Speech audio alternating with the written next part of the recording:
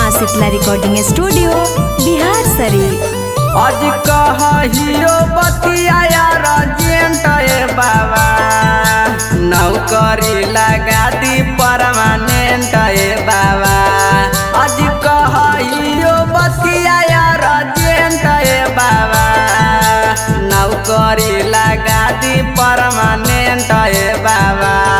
आज हमारो जिंदगी से हटाई दी खतरावा 11 नहीं 21 गो चढ़ो बेल पतारावा।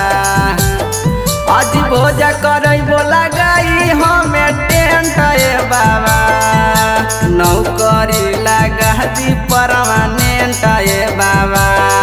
आज पढ़े में हमें टैलेंट बाबा नौकरी लगा दी परमानेंट बाबा।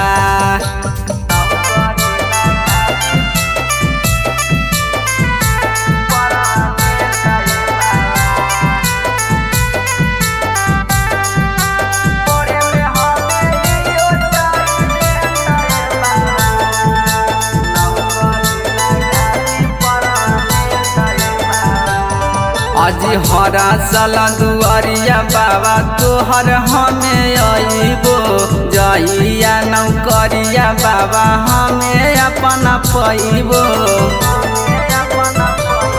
आज हरा साल दुआरिया बाबा तोहर हमें अइबो जइया नौकरिया बाबा हमें अपना पैबो। आज बनल रहबो तोरे सरमेंट बाबा नौकरी लगा दी परमानेंट बाबा। आज पढ़े में हमें टैलेंट बाबा नौकरी लगा दी परमानेंट बाबा।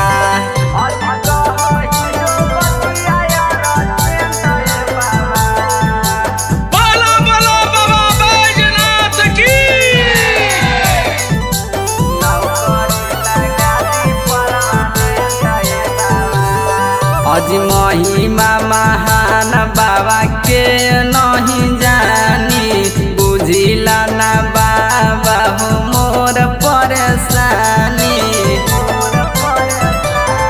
आज महिमा महान बाबा के नहीं जानी बुझिला ना बाबा हो मोर परेशानी।